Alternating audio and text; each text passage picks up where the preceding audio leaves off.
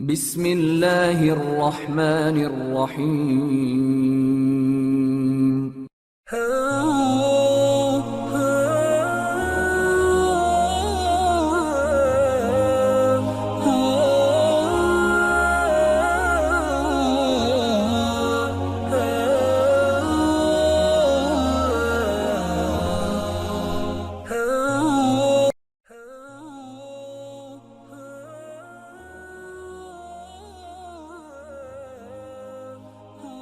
نبی کریم علیہ الصلوۃ والسلام کی ذات اقدس کے حوالے سے سلسلہ پنجتنی نے نوجوان نسل کی بہتر رہنمائی اور آگاہی کے لیے ایک سلسلہ وار پروگرام فوق البشر کی عنوان سے ترتیب دیا ہے۔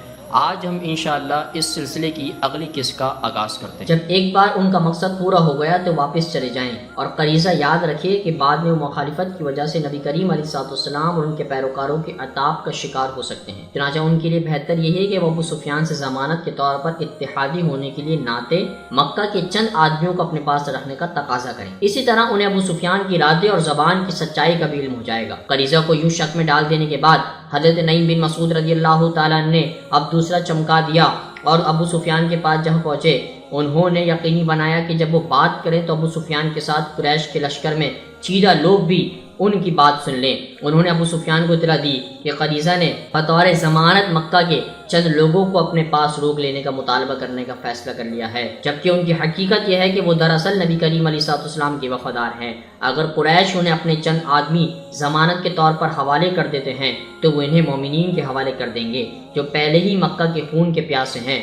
تو بہتر یہ ہوگا کہ قریش ان کا یہ مطالبہ یکسر رد کر دے۔ جب یہ بھی ہو گیا تو اس چال کے آخری حصے میں حضرت نعیم بن مسعود واپس اپنے قبیلے غطفان کے پاس جا پہنچے۔ انہوں نے کہا کہ دراصل قریظہ نے مکہ کے قریش نہیں بلکہ غطفان کے آدمیوں کو ضمانت کے طور پر رکھنے کا تقاضا کریں۔ ان میں سے ہر ایک نے توقع کے عین مطابق رد عمل ظاہر کیا۔ قریظہ نے ابو سفیان سے ضمانت کے طور پر چند آدمیوں کو اپنے پاس رکھنے کا مطالبہ کیا، جیسا کہ حضرت نعیم بن مسعود رضی اللہ تعالیٰ نے متنبہ کیا تھا۔ ابو سفیان نے اس قریظہ کے چال سمجھا اور اپنے آدمیوں کو اللہ کے نبی علیہ الصلوۃ والسلام کے ساتھ وفاداری کا چارہ بنا کر پیش کرنے کی ترکیب سمجھ کر یہ مطالبہ یکسر رد کر دیا۔ یوں مدینے میں کوئی نیا اتحاد جنم لینے سے پہلے ہی ختم ہو گیا، اور اب قریظہ نے مدینے کے باقی لوگوں کی ہی طرح نخلستان کا دفاع جاری رکھنے کا فیصلہ کر لیا۔ دوسری طرف قبیلہ غطفان بھی حضرت نعیم بن مسعود رضی اللہ تعالیٰ کی بات پر یقین کرتے ہوئے کہ ابو سفیان نے انہیں دھوکہ دیا ہے، خیمے اکھاڑے اور واپس ہو لیے۔ وہ اس بات پر بھی سیکھ پا تھے کہ ابو سفیان کی وجہ سے مبینہ طور پر نبی کریم علیہ الصلوۃ والسلام کی جانب سے دی یا نہ دی جانے والی کھجور کی فصل سے بھی محروم رہ گئے۔ خندق کی وجہ سے پیدا ہونے والی صورتحال سے نالا اور اب اتحاد کے یوں بکھر جانے پر ابو سفیان ہمت ہار چکے تھے، اور عین ممکن تھا کہ وہ محاصرے کو ایک بڑی ناکامی قرار دے کر اس قصے کو ختم کر دیتے، لیکن قریش کے لشکر کو اپنی شکست تسلیم کرنے میں 3 ہفتے لگ گئے، اور ان کی اس ناکام مہم کے تابوت میں آخری کیل ٹھوکنے کے لیے سرما کے موسم نے آن گھیرا۔ معزز دوستو، آج کی گفتگو کا اختتام ہوا۔